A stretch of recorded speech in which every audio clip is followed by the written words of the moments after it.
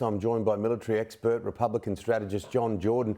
John, a very good morning to you there in the US. I know it's not morning, it's the afternoon, so good afternoon to you there. But what do you make of these referendums? They're a joke, aren't they?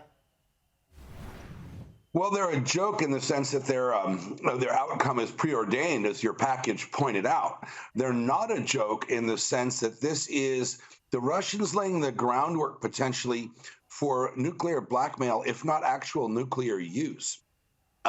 You look at Putin's statement on Wednesday, a speech that I watched as a Russian speaker, and his language was ominous. It was, we will use whatever weaponry we have to defend our territory. And then you had former President Dmitry Medvedev, who's now deputy chief of their Security Council, clarified that and said, yes, this does include any areas annexed during this referendum would be something that Russia would defend with nuclear weapons.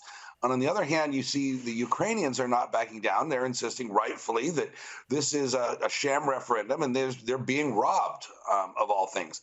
Remember that Hitler was a robber before he was a murderer. And so right now we are stepping into a territory that we haven't seen since early 1962. Are we seeing the start of the end of Putin, though, in many ways? Like, there's two ways to look at what his comments were in and around nuclear use. It's either intense saber rattling, which he intensely denied and said, I'm very real. But there's also that other argument that, you know, day-to-day Russians are now finding out what's going on because the media over there has been so controlled. Yeah, that's a great question. The best way to look at this as a Russia expert is that I think Putin has unleashed forces now that are going to result in his downfall. The timing and the form that takes are still unknown right now, but it's hard to see how he gets out of this. More to the nuclear scenario that is particularly scary.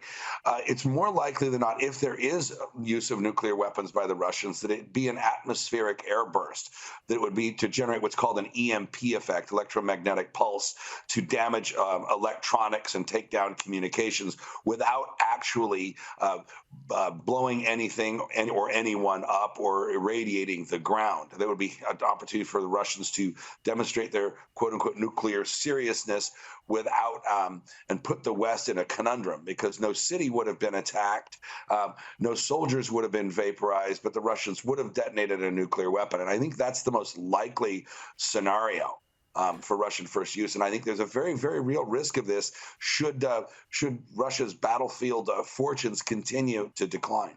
What do you think a US reaction would be? It's hard to know in that scenario, because that's why if I was on the Russian side, that's why I would choose that, because it's nebulous. First of all, Ukraine is not a signatory to a bilateral treaty with the United States, nor is it a NATO member. So Article 5 would not be triggered. There'd be no legally required U.S. or NATO response.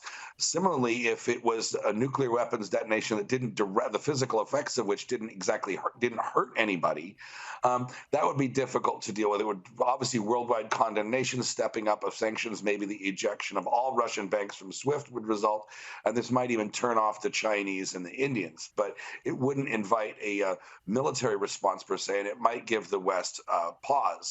And it might have a big psychological effect. So this is something to watch out for should the Ukrainians continue to push hard on the Russians. And you know, one of the big issues here is that Russia does have a huge nuclear arsenal, but we must put that in context that, you know, they have a huge nuclear arsenal, a historic nuclear arsenal, but in comparison to the US and other nations, their economy and other things are nowhere near. Yeah, let's look at this objectively. That's another great point. That's why I love coming on your show. The Russian economy is smaller than the state of New York, which is America's fourth largest state. The U.S. economy is 13 times the size of the Russian economy. The Russian defense budget is only 8% of the U.S. defense budget. The Russian economy is dependent, the Russian national budget is dependent upon energy exports for 50% of their revenue and 30% of their gross domestic product. In essence, Russia is a gas station pretending to be a great power, and militarily their weakness is being exposed, and that's psychologically shocking to a lot of Russians who are invested in this, psychologically shocking to a lot of Russian elites. but it's going to ultimately, be a real problem for President Putin when he's unable to back up his bluster with match his bluster with military success on the ground. Yeah, certainly looking desperate. Well, let's move to the economy in the US because, like many parts of the Western world, it's been affected by the Ukraine, but it's struggling. Yeah, right now you're looking at the American economy is dealing with inflation and a decelerating growth, like if not perhaps worse than what we had in the 1970s. So we call it stagflation, stagnation with inflation for obvious reasons. This is the number one issue in American politics right now in survey after survey after survey.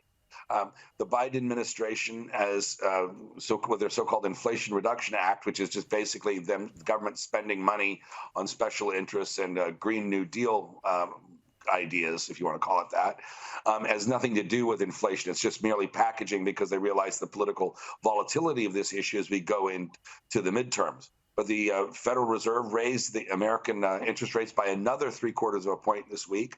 You're looking at American CEOs and central bankers also saying that inflation is still not under control and there's going to be more bad medicine needed. So you're looking at a recession, a protracted recession.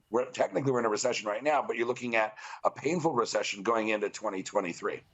Finally, Donald Trump, as we see this story kick down the road after the raids, are we seeing a less likely chance of him running for the presidency again?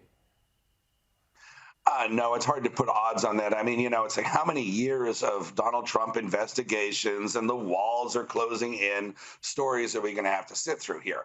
We had 2 years of Mueller and Russiagate. That got debunked, and nobody in the media took responsibility for getting that story wrong. In fact, they gave each other awards for their reporting, and not a nary a word when that whole story imploded. You have the New York Attorney General right now suing Trump and his family civilly, not criminally, and that Attorney General, a woman by the name of Letitia James, her whole campaign for Attorney General was based on getting one man, Donald Trump, and she's shown no interest in the crime wave hitting New York. So, after a while, the American public has kind of tuned out these Donald Trump litigation, the walls are closing in on him stories, because they've just, for a man that's been in public life for, 25 years, to have never been scratched by any of these, it's just getting a little old, especially when people are having a hard time feeding their families. But do we, just collectively across both sides of government, do we want to start seeing some really strong, powerful, younger voices in and around US politics? Well, that's a different question, right? And so that's a question the Republican Party and the Democrat Party are going to have to confront. The Democrats have Nancy Pelosi and Chuck Schumer, the Senate Majority Leader, both in their 80s. You have Biden, who's already started decomposing, for goodness sake, can't even talk. And so the Democrats are certainly in need of a youth movement. Republicans, we've had Donald Trump, who's now in his 70s also, but you do have Ron DeSantis of Florida, who's in his early 40s. So pretty soon you're going to see, by necessity, a youth quake in both parties. But the Republicans at least have Ron DeSantis waiting in the wings. For the Democrats, it's not sure what they have. Yeah, it's going to be interesting to see what happens with Ron DeSantis. I think he's on the rise and rise. Good on you, John. Love talking to you. Have a great day. You too.